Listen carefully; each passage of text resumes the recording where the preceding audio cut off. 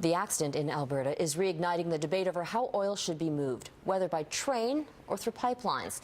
In Ontario, the final day of a hearing over a proposed pipeline had to be cancelled because of fiery protests.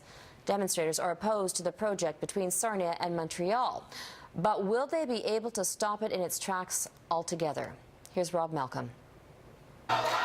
The debate over pipelines being heard loud and clear. In Toronto, protesters took over the Metro Toronto Convention Centre Friday, upset at a plan by Calgary-based energy giant Enbridge as they seek approval to expand capacity of an oil pipeline and reverse the flow. That pipeline is a death sentence for all of us.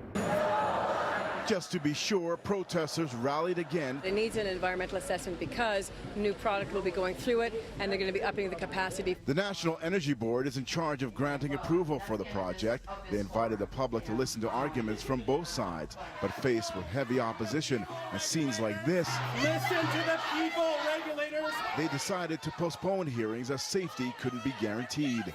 If approved by the NEB, Enbridge would be allowed to increase capacity of its pipeline from 240,000 barrels per day to 300,000.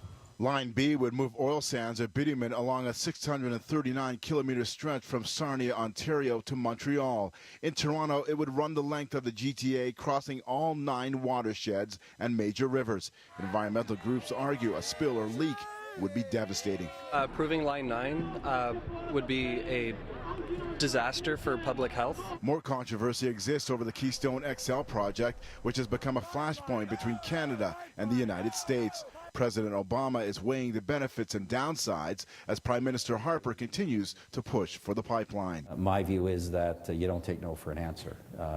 We haven't had that, but if we were to get that, that won't be final. This won't be final till it's approved, and we will keep pushing forward. There's just no such thing as a spill-proof pipeline.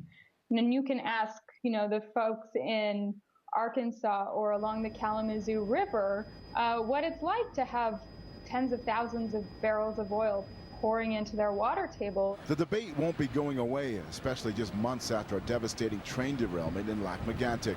Meantime, back in Toronto, protesters won't be giving up, seeing the delay of the pipeline expansion as a minor victory in a much larger struggle. Rob Malcolm, Global News, Toronto.